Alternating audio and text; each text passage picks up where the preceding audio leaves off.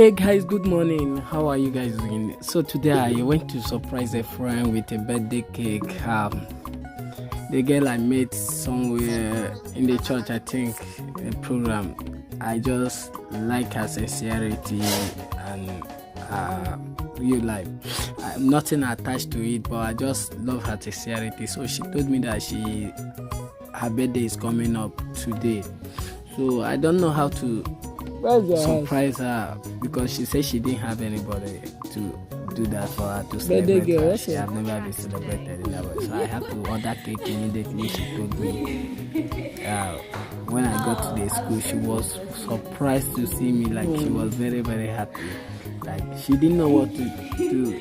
Even she was crying. I forgot to video that place. I forgot to video it. Wow, in all the same, we thank God. I wish her happy birthday.